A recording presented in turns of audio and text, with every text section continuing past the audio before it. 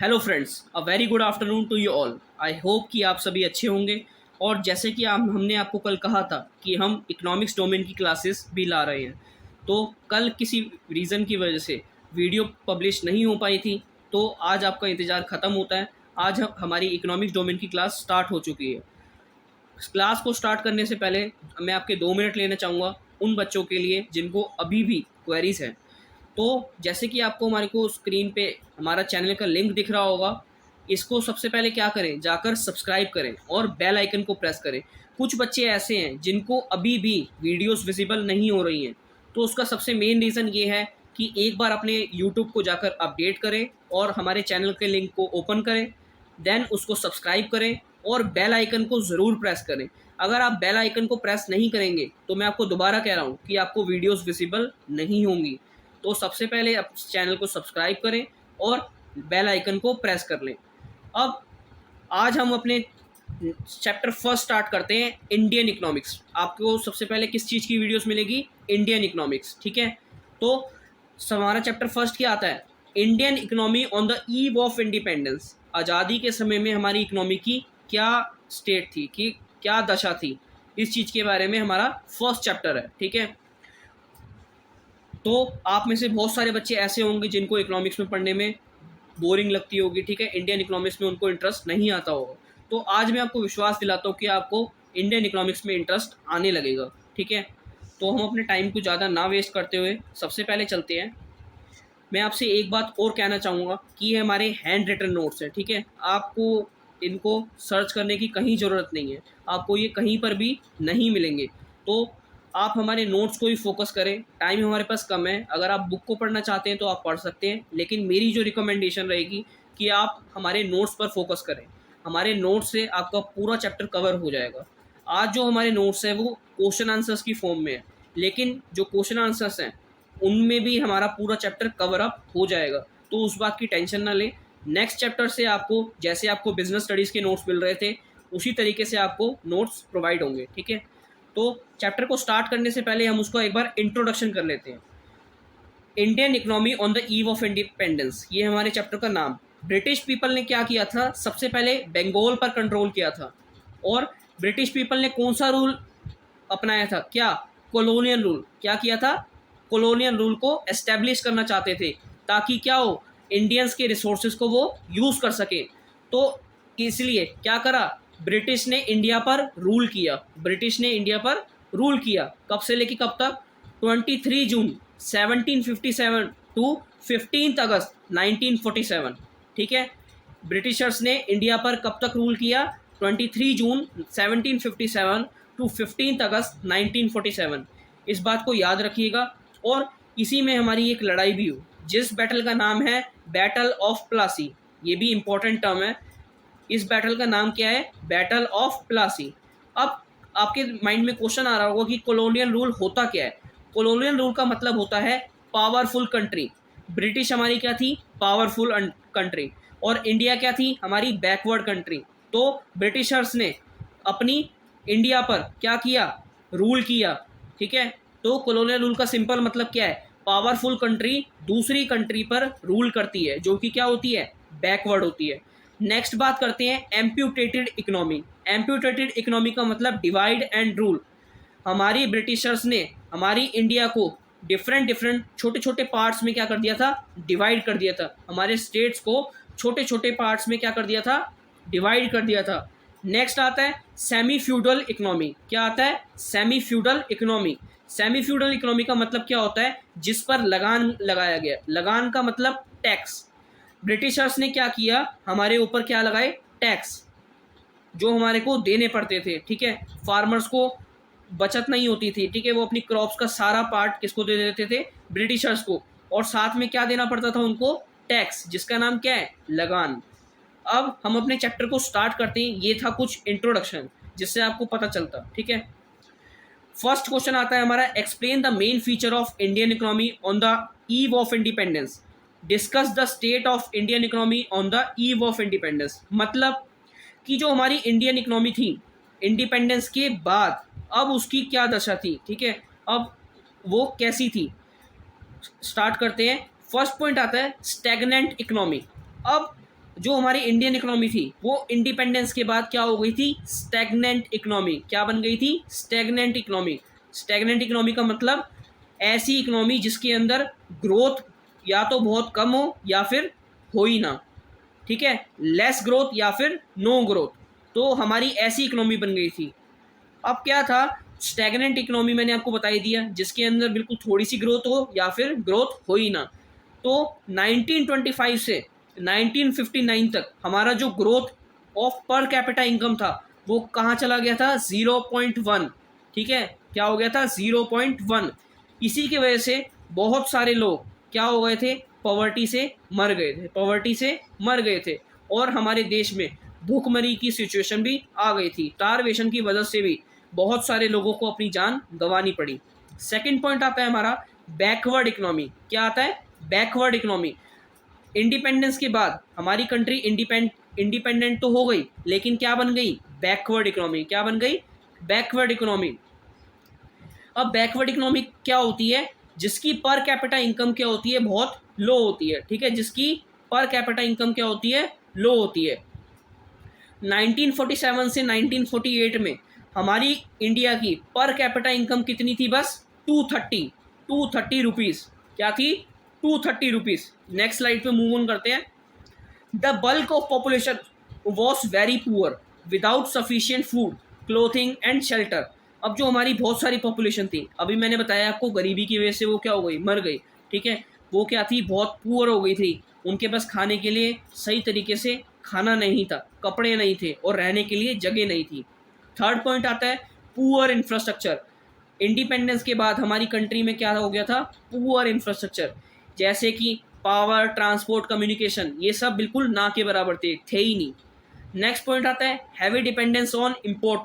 अब क्या करते थे हम, बाहर वाली कंट्री से कुछ भी सामान मंगवाते थे तो क्या होना पड़ता था, हमारे को ज़्यादा डिपेंडेंट रहना पड़ता था। अगर वो कभी हमारे को सामान नहीं बेचते थे तो हमारा काम नहीं चल पाता था। दूसरी कंट्रीज़ पे हमारे को प्रोडक्शन के लिए क्या होना पड़ता था, डिपेंडेंट होना पड़ता था। नेक्स्ट आता है सेमी फ्यूडल इकोनॉमी। मैंने आपको बताया था क्या, कि जो हमारी कंट्री है वो क्या है, ना ही तो क्या है कैपिटलिस्ट इकोनॉमी है, हमारी कंट्री क्या है, मिक्स्ड इकोनॉमी। क्या है, मिक्स्ड इकोनॉमी। ठीक है, नेक्स्ट पॉइंट आता है हमारा कॉलोनियल इकोनॉमी। क्या है, कॉलोनियल इकोनॉमी। इसमें क्या था कि ब्रिटिश गवर्नमेंट ने हमारे को क्या किया था, एक्सप्लॉयटेशन। एक्सप्लॉयटेशन मतलब बहिष्कार। ठीक है, हमारे को नुकसान पहुंचाया था, हमारे पे रूल किया था, हमारे को गुलाम बना लिया था। नेक्स्ट पॉइंट आता है एग्रीकल्चरल बैकवर्डनेस। अब एग्रीकल्चर में भी क्या हो गई थी, बिल्कुल मंदी आ गई थी। एग्रीकल्चर भी बिल्कुल हमारा एक तरीके से फिनिश हो गया था। 72% of the people engaged in agriculture. क्या था, 72% हमारे जो इंडिया के पॉपुलेशन थी वो एग्रीकल्चर में इन्वॉल्व थी। लेकिन अब खाली 50% पीपल ही क्या कर पा रहे हैं, जीडीपी में कंट्रीब्यूट कर सकते हैं, जीडीपी में कंट्रीब्यूट कर सकते हैं। उनके पास इतनी क्रॉप्स भी नहीं है ताकि वो अपना क्या कर सके, पेट भर सके। नेक्स्ट सेकंड क्वेश्चन आता है हमारा, ये हमने देख लिया कि हमारी इंडियन इकोनॉमी की क्या दशा थी इंडिपेंडेंस के बाद। सेकंड, अब हम बात करते हैं एक्सप्लेन द फीचर्स और characteristics of agriculture sector on the eve of independence. What are the main reasons for stagnation in agriculture sector on the eve of independence. अब एग्रीकल्चर सेक्टर में इंडिपेंडेंस के बाद क्या ऐसी चीज़ें थी जो हमारे को पढ़नी है। ठीक है, पढ़ते हैं। सबसे पहला आता है लो लेवल ऑफ प्रोडक्टिविटी। अब क्या हो गया था, टेक्नोलॉजी कम होने की वजह से, इरिगेशन फैसिलिटी कम होने की वजह से, फर्टिलाइजर मैन्योर्स ना होने की वजह से क्या हो गया था, हमारी प्रोडक्टिविटी में कमी आ गई थी, प्रोडक्टिविटी में कमी आ गई थी। आई होप कि आपको समझ आ रहा होगा। ठीक है, सेकंड पॉइंट आता है हमारा लैंड सेटलमेंट सिस्टम। अब सबसे मेन लैंड सेटलमेंट सिस्टम का एक और नाम है क्या, ज़मींदारी सिस्टम। क्या है, ज़मींदारी सिस्टम। इसमें क्या होता है, जो इसको हम बोल सकते हैं ट्रायंगुलर। क्या बोल सकते हैं, ट्रायंगुलर। जहाँ पर एक पॉइंट पे आता है फार्मर्स, दूसरे पे गवर्नमेंट, तीसरे पे ब्रिटिशर्स।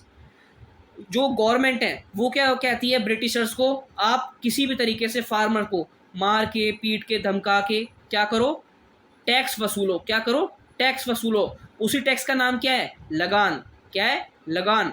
तो इसी तरीके से फार्मर्स को क्या करना पड़ता था, अपनी क्रॉप्स का सारा हिस्सा किसको देना पड़ता था? ब्रिटिशर्स को, as a in the form of lagaan, in the form of लगान।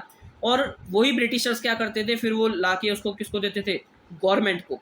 ठीक है, नेक्स्ट आता है हमारा कमर्शियलाइजेशन ऑफ एग्रीकल्चर। अब क्या होने लगा, फार्मर्स को ब्रिटिशर्स ने कहा कि आप ये वाली क्रॉप्स को मत उगाओ, बल्कि आप क्या करो, अपने सेल्फ कंजप्शन के लिए क्रॉप्स को मत उगाओ, अपने लिए क्रॉप्स को मत उगाओ, बल्कि कैश क्रॉप्स उगाओ। क्या करो? कैश क्रॉप्स, ताकि हम क्या कर सकें, इसको एक्सपोर्ट कर सकें। फार्मर्स को फोर्स किया गया कि वो अपने लिए क्रॉप्स को ना उगाएं, बल्कि किसके लिए? बाहर बेचने के लिए क्रॉप्स को उगाएं। Next, high degree of uncertainty. अब क्या हो रहा था, एग्रीकल्चर में हमारे को ये नहीं पता था कि आने वाले टाइम में क्या होगा, रेनफॉल कितनी होगी, ठीक है, पानी मिलेगा या नहीं मिलेगा। कोई भी ऐसे प्रयास नहीं किए गए ब्रिटिश गवर्नमेंट के द्वारा, ताकि क्या हो सके, हमारे को पानी मिल सके, हमारी क्रॉप्स को पानी मिल सके। नेक्स्ट पॉइंट आता है हमारा स्मॉल एंड फ्रेगमेंटेड होल्डिंग्स। अब क्या कर दिया गया, ब्रिटिशर्स ने लैंड को छोटे छोटे पार्ट्स में क्या कर दिया गया? फ्रैगमेंट। फ्रैगमेंट का मतलब डिवाइड कर दिया। जितनी भी लैंड होल्डिंग्स थी उनको क्या हो रहा था, छोटे छोटे पार्ट्स में डिवाइड करने के बाद उनके अंदर आउटपुट बिल्कुल लो हो गया था और कॉस्ट ज़्यादा लग रही थी। नेक्स्ट हमारा क्वेश्चन आता है क्या, एक्सप्लेन द फीचर्स और characteristics of industrial sector on the eve of independence. अभी हमने एग्रीकल्चर सेक्टर में बात कर ली कि इरिगेशन नहीं था, अनसर्टिनिटी थी, और भी सारे पॉइंट्स, ठीक है, जिसकी वजह से हमारा एग्रीकल्चर क्या हो रहा था? बैकवर्ड हो रहा था। क्या? बैकवर्ड बन गया था। अब हम बात करते हैं इंडस्ट्रियल सेक्टर की, कि इंडस्ट्रियल सेक्टर में क्या ऐसी दिक्कत परेशानियां थी जिसकी वजह से इंडस्ट्रियल सेक्टर भी हमारा क्या बन गया? बैकवर्ड बन गया। एग्रीकल्चर की तरह ही अब इंडिया अपने इंडस्ट्रियल सेक्टर को भी ब्रिटिश रूल के निकाल तो लिया था, लेकिन उसको अब ग्रो नहीं कर पा रहा था। Poor state of industrial sector during the British rule. सबसे पहला आता है डी इंडस्ट्रियलाइजेशन। क्या? Deindustrialisation. इसके अंदर क्या था, जितनी भी हैंडीक्राफ्ट इंडस्ट्री थी, मतलब हाथ से बनाने वाले जो हमारे जो क्या थे प्रोडक्ट्स थे, उनको क्या कर दिया गया? डिक्लाइन, मतलब मना कर दिया गया, और नई नई मशीन उसका यूज़ करने लगे। जितने भी हमारे पीपल थे जो क्या करते थे, हैंडमेड प्रोडक्ट्स को बनाते थे, उनको क्या कर दिया गया? मना कर दिया गया, और नई नई मशीन्स का क्या करने लगे? वो यूज़ करने लगे। To get raw material from India at cheap prices to be use by upcoming modern industries in Britain. अब क्या करने लगे, वो नई नई उन्होंने मशीन सेटअप कर ली। हमारे यहाँ से क्या करते थे, वो रॉ मटेरियल ले जाते थे। कैसे? चीप रेट्स पे, सस्ते दामों पर, to sell finish product of British industry in Indian market at higher product. अब क्या करते थे वो ब्रिटिश, अपनी कंट्री में उन्होंने क्या करी? मशीन सेटअप कर ली, रॉ मटेरियल हमारे यहाँ से ले लिया, और जो फिनिश गुड होता था वो हमारी कंट्री में आके महंगे प्राइसों पर क्या करते थे? उसको सेल करते थे। सेकंड आता है lack of capital goods industry. अब हमारी इंडस्ट्री तो थी, जैसी भी थी, बैकवर्ड थी, कैसी भी थी, लेकिन उसके अंदर क्या थी? मशीन्स नहीं थी, कैपिटल गुड्स नहीं थे, जिसकी वजह से क्या हो रहा था, हमारी जो प्रोडक्शन हो रही थी वो बिल्कुल ख़त्म हो गई थी। हमारी कंजप्शन पावर भी क्या हो गई थी? ख़त्म हो गई थी। ठीक है, next, competition from machine made products. अब क्या होने लगा, मशीन के द्वारा जो ब्रिटेन से हमारे लिए गुड्स भिजवाए जा रहे थे वो क्या थे? Low cost product and give a stiff competition to handicraft products. क्या होने लगा था, जो हम हाथ से बने हुए प्रोडक्ट बनाते थे हमारी इंडिया में, वो क्या पड़ते थे? हमारे को कॉस्टली पड़ने लगे, ठीक है, और एक स्टिफ कंपटीशन देने लगे। क्या?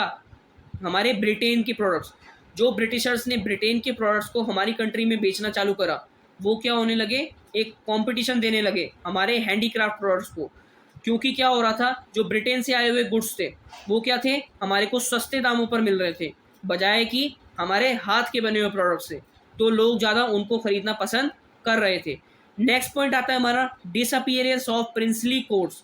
क्या होने लगा, जैसे हमारे ब्रिटिश रूल में नवाब्स, राजास, प्रिंसेस क्या करते थे? पहले अलग अलग कंट्री के पार्ट्स में क्या करते थे? रूल करते थे। अब क्या करने लगे, उनको सबको क्या कर दिया गया? ख़त्म कर दिया गया, और सारा रोल किसका आ गया? ब्रिटिश का। ठीक है, ब्रिटिशर्स उस पर क्या करने लगे? रोल करने लगे। नेक्स्ट पॉइंट आता है हमारा limited role of public sector. अब जो पब्लिक सेक्टर था वो क्या हो गया, बिल्कुल लिमिटेड। पब्लिक सेक्टर खाली कहाँ तक रह गया, railways, power generation, development and means of communication, बस यहीं तक हमारा public sector limited role play करने लगा। उसके सारे रोल को क्या कर दिया गया, ख़त्म कर दिया गया। नेक्स्ट क्वेश्चन आता है, discuss the state Indians foreign trade during colonial rule. अब फॉरेन ट्रेड की बात करते हैं कि हमारा फॉरेन ट्रेड में ऐसी कौन सी प्रॉब्लम्स आई थी इंडिपेंडेंस के बाद। सबसे पहला आता है net exporter of primary products and imported of finished products. अब क्या होने लगा, इंडिया क्या बन गया, एक एक्सपोर्टर ऑफ प्राइमरी प्रोडक्ट्स। क्या करता था इंडिया, अपने रॉ मटेरियल को क्या करता था, एक्सपोर्ट करने लगा, जैसे रॉ सिल्क, कॉटन, वूल, इंडिगो, जूट, इन सबको क्या करने लगा, एक्सपोर्ट करने लगा। और क्या करने लगा, इंपोर्ट ऑफ फिनिश्ड गुड, जो ब्रिटेन के द्वारा बनाए गए गुड्स थे उनको क्या करने लगा, अपनी कंट्री में इंपोर्ट करने लगा। ये सारा काम किसने करा, ब्रिटिशर्स ने। सेकंड पॉइंट आता है monopoly of control of British rule. Monopoly control of British rule, British government ने क्या करा था, एक मोनोपोली कंट्रोल बना दिया था कि इसी तरीके से एक्सपोर्ट होगा और इसी तरीके से इंपोर्ट होगा। एक्सपोर्ट हम आपके रॉ मटेरियल करेंगे और इंपोर्ट में आपको महंगे रेट पर हमसे सामान खरीदना पड़ेगा। More than 50% of India foreign trade war restricted to Britain. अब जितना भी सारा ट्रेड इंडिया को करना चाहता था, इंडिया को करना था, उसको क्या कर दिया गया, रिस्ट्रिक्टेड कर दिया गया कि आप खाली 50% ट्रेड ही बाहर कर पाएंगे, बाकी सारा ट्रेड को क्या कर दिया गया, रिस्ट्रिक्टेड कर दिया गया। नेक्स्ट आता है drain of Indian wealth during British rule. अब क्या करते थे जो ब्रिटिशर्स हैं, वो हमारी कंट्री का जितनी भी वेल्थ, जितनी भी मनी थी, उनको क्या करते थे, ले जाते थे और किस चीज़ में यूज़ करते थे, अपनी पेमेंट्स करने के लिए, ठीक है। और वार के एक्सपेंसेस में जितने भी फूड का खर्चा होता था सारा कौन ले जाता था, Britishers. To import invisible items, जितनी भी इनविजिबल आइटम्स, वार्स के जो इक्विपमेंट्स वगैरह होते थे, उन सब की पेमेंट करने के लिए हमारे फंड्स को किसने यूज़ किया, ब्रिटिशर्स ने यूज़ किया। इसकी वजह से हमारे administrative and war expenses led to huge drain of wealth from India. इसी तरीके से जो हमारी इंडिया के सारा पैसा था वो कौन ले गया, ब्रिटिशर्स ले गया, ठीक है। Next, the demographic condition during the British rule exhibited all features of backward Indian economy. Do you agree. अब जो हमारी डेमोग्राफिक कंडीशन थी, जो हमारा बर्थ रेट था, डेथ रेट था, ठीक है, मोर्टेलिटी रेट था, इन सब में भी क्या हो, चेंजेस आ गए, ठीक है। ये सब भी क्या हो गए, ख़राब हो गए, डेथ ज़्यादा होने लगी, बर्थ रेट कम हो गया, ये सारी चीज़ें। इसको पढ़ते हैं हम। सबसे पहला आता है high birth rate and death rate. Birth rate क्या होने लगा हमारा और डेथ रेट क्या होने लगा, दोनों बढ़ने लगे, 40 एंड 40 पर 1000 होने लगे। Next, high birth rate and death rate suggest a massive poverty and poor medical condition in the country. ये हमारे को क्या दर्शाता है, ये हाई बर्थ रेट और डेथ रेट हमारे लिए अच्छा नहीं है, बल्कि क्या दिखाता है, ये हमारी कंट्री की पॉवर्टी को दिखाता है। नेक्स्ट पॉइंट आता है लो लिटरेसी रेट। अब जो हमारी कंट्री में लिटरेसी रेट का मतलब कितने लोग हमारी कंट्री में पढ़े लिखे हैं, वो क्या होने लगा, लेस देन 16% चला गया, जिसमें से फीमेल की लिटरेसी लेवल क्या थी, बिल्कुल नेग्लिजिबल मतलब ना के बराबर, अबाउट 7%, खाली 7% महिलाएं क्या थी, बस पढ़ी लिखी थी। Second, poor health facilities. अब क्या होने लगा था, हमारी जो पब्लिक हेल्थ फैसिलिटीज़, जिसमें स्कूल्स, कॉलेजेस, हॉस्पिटल्स, इनकी कंडीशन भी क्या होने लगी, ख़राब होने लगी। और इसी के कारण एयर एंड वाटरबोर्न डिसीजेस भी ज़्यादा फैलने लगी, जिसकी वजह से क्या होने लगा, हमारी लाइफ को भी क्या हो गया, खतरा हो गया, और बहुत सारे लोगों ने इसमें जान अपनी गंवा दी। नेक्स्ट पॉइंट आता है लो लाइफ एक्सपेक्टेंसी। लाइफ एक्सपेक्टेंसी का मतलब कि जो इंसान है वो कितने टाइम तक जिएगा, ठीक है। जितने हमारी कंट्री के अंदर जो सभी मेंबर्स हैं उनकी लाइफ एक्सपेक्टेंसी मतलब वो कितने साल तक जिएंगे, इसी को बोलते हैं लाइफ एक्सपेक्टेंसी। तो एवरेज नंबर ऑफ ईयर्स क्या निकले हमारी कंट्री में, क्या, 44 ईयर्स। नेक्स्ट आता है high infant mortality rate. High infant mortality का रेट मतलब death rate of children below the age of 1 year. 1 साल से पहले ही बच्चे जो मर जाते हैं उनको क्या बोलते हैं, इन्फेंट मोर्टेलिटी रेट, एक बार दोबारा से समझते हैं। 1 साल से नीचे जो बच्चे मर जाते हैं, किसकी वजह से? कुपोषण की वजह से, उनको सही से न्यूट्रिशन नहीं मिल पाता, डिजीज़ की वजह से, उसी को क्या बोलते हैं? Infant mortality rate. तो हमारी कंट्री में कितना हुआ था? 218 पर 1000, जबकि अब प्रेजेंट में क्या है? 34 पर 1000। तो आप देख रहे होगे पहले के समय में कितना हमारा मोर्टेलिटी रेट क्या हो गया था? इंक्रीज़ हो गया था। इसका मतलब क्या है? हमारे देश में पुअर हेल्थ केयर फैसिलिटीज़ हैं, हेल्थ फैसिलिटीज़ हमारे देश में अच्छी नहीं है। नेक्स्ट पॉइंट आता है वाइड स्प्रेड पॉवर्टी। अब हमारे देश में बहुत ही तेज़ी से क्या हो रहा था? गरीबी बढ़ती जा रही थी। हमारे पास इसका कोई डाटा भी नहीं है, ठीक है, कि हमारी पॉवर्टी किस रेट से बढ़ रही थी। 6th क्वेश्चन की बात करते हैं। Briefly describe the occupational structure of Indian economy on the eve of independence. अब जो हमारा ऑक्यूपेशनल स्ट्रक्चर था, ऑक्यूपेशनल स्ट्रक्चर मतलब हमारे 3 तरीके के सेक्टर आ रहे थे कि जिसमें लोग काम कर रहे हैं। सबसे पहला प्राइमरी सेक्टर, प्राइमरी सेक्टर में 72.7% लोग खाली काम कर रहे थे। सेकेंडरी सेक्टर में 10.1% लोग काम कर रहे हैं। टर्शरी सेक्टर में 17.2% लोग काम कर रहे हैं। ये टेबल हमारे को क्या दिखाती है? Agriculture the principal source of occupation, कि जो हमारा एग्रीकल्चर सेक्टर था उसी के अंदर सभी लोग काम कर रहे थे। वही हमारा क्या था? Main source of occupation. उसी की वजह से हम अपने घर को चला पा रहे थे, अपनी रोटी खा पा रहे थे, ठीक है, ये सारी चीज़ें। तो ये क्या बताता है कि सारे जने क्या थे? एग्रीकल्चर में इन्वॉल्व थे। मतलब हमारी कंट्री की बैकवर्डनेस को ये शो करता है। कब? At the time of independence. Next, industry and insignificant source of occupation. जो हमारी इंडस्ट्री थी वो क्या थी? उसमें कितने लोग काम कर रहे थे? मुश्किल से 10% लोग ही काम कर रहे थे, ठीक है। तो ये भी क्या दिखाता है कि हमारी कंट्री इंडिपेंडेंस के टाइम पर कितनी बैकवर्ड थी। अगला आता है अनबैलेंस ग्रोथ। अब आपको इस टेबल के थ्रू पता चल रहा होगा कि हमारे तीनों सेक्टर में क्या है? अनबैलेंस ग्रोथ, ठीक है, कोई भी सेक्टर में इक्वल ग्रोथ नहीं है। नेक्स्ट क्वेश्चन आता है हमारा, briefly discuss the state of infrastructure facilities during the British period.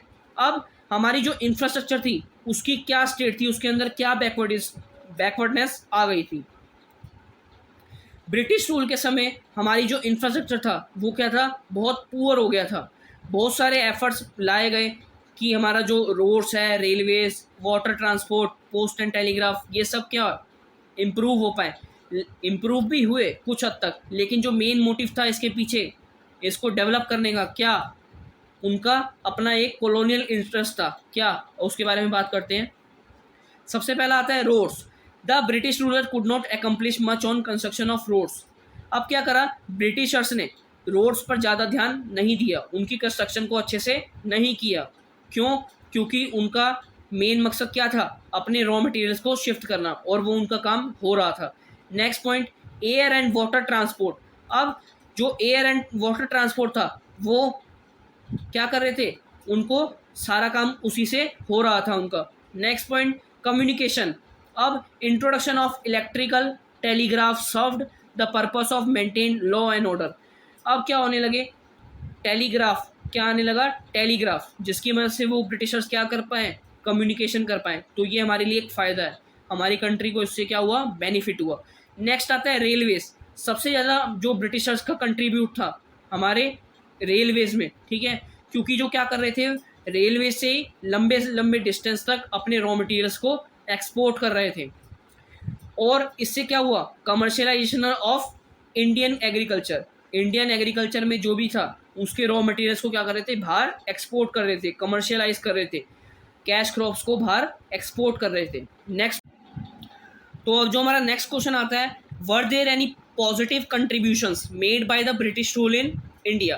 अब कुछ ऐसी चीज़ें थी जो ब्रिटिशर्स ने कंट्रीब्यूट किया और आने वाले टाइम में हमारे को उससे क्या हुआ? बेनिफिट मिला, ठीक है। पढ़ते हैं हम। पहला पॉइंट आता है कंट्रोल ऑफ फेमाइंस। अब ट्रांसपोर्ट की वजह से ब्रिटिशर्स ने जो हमारा ट्रांसपोर्ट डेवलप किया था, तो ऐसे एरिया में जहाँ पर क्या था? फेमाइन, फूड ग्रेन्स नहीं मिल पा रहे थे, उसको क्या कर सके? हम कंट्रोल कर सके। इंफ्रास्ट्रक्चर अच्छा होने की मदद से हम क्या कर सके, अपनी भुखमरी को, स्टारवेशन को, फेमाइन को क्या कर सके, कंट्रोल कर सके। इसमें हमारे को क्या हुआ, फ़ायदा मिला। नेक्स्ट पॉइंट आता है मॉनेटरी सिस्टम ऑफ एक्सचेंज। अब क्या था, पहले हम किसके अकॉर्डिंग काम करते थे, बार्टर सिस्टम ऑफ एक्सचेंज। इसमें क्या था कि हम गुड्स के बदले गुड्स को क्या करते थे, एक दूसरे से एक्सचेंज करते थे। लेकिन मॉनेटरी सिस्टम ग्रोथ होने की वजह से अब क्या होने लगा, division of labour, specialisation and large scale production. हम अपने काम को बढ़ा पाए और अब हमारे को चीज़ों को एक्सचेंज करने की ज़रूरत नहीं, बल्कि मनी के थ्रू हम क्या कर सकते हैं, चीज़ों को सेल और परचेज कर सकते हैं। Next point, effective administrative setup. British government ने क्या किया, एक बढ़िया सा एडमिनिस्ट्रेशन सेटअप बनाया। इससे भी क्या हुआ, हमारे आने वाले पॉलिटिशियंस, प्लानर्स, उनको क्या मिला, इसका बेनिफिट मिला। नेक्स्ट पॉइंट आता है commercial outlook of the farmers. अब कमर्शियलाइजेशन ऑफ एग्रीकल्चर करने से फार्मर्स को नॉलेज मिली कि आने वाले टाइम में जब हमारे पास ज़्यादा क्रॉप हो जाए, हमारा कंजप्शन कंप्लीट हो जाए और हमारे पास कुछ क्रॉप्स लेफ्ट हो जाएं, तो हम क्या कर सकते हैं, उसका कमर्शियलाइजेशन, एक्सपोर्ट कर सकते हैं, ताकि क्या हो, हमारे को बेनिफिट हो सके। नेक्स्ट आता है हमारा the political and economic unification of the country was achieve for the first time under the British rule. अब जो हमारी पॉलिटिकल और इकोनॉमिक यूनिफिकेशन थी, मतलब पॉलिटिकली और इकोनॉमिकली सारे लोग क्या हो गए थे, मिलजुल गए थे, एकता आ गई थी, कोई भी डिस्क्रिमिनेशन नहीं कर रहा था। ठीक है, किसी भी बेसिस पे, रिलीजन, कास्ट, जेंडर, सेक्स, किसी भी बेसिस पे वो डिस्क्रिमिनेशन नहीं कर रहा था। कब, ब्रिटिश रूल के टाइम पर। नेक्स्ट, तो आज हमारा chapter first Indian economy on the eve of independence ख़त्म होता है। हमने इसमें देखा कि ब्रिटिशर्स ने हमारे किन किन सेक्टर पर किस किस तरीके से प्रॉब्लम्स लाई, ठीक है, हमारे पर रूल कैसे किया, क्या क्या दिक्कत का सामने हमारे को करना पड़ा at the time of independence. तो आई होप कि आपको चैप्टर समझ आ गया होगा और ये क्वेश्चन आंसर की फॉर्म में नोट्स थे। इन नोट्स को आप एक बार ज़रूर पढ़िएगा। बाकी आज के लिए इतना ही, थैंक यू।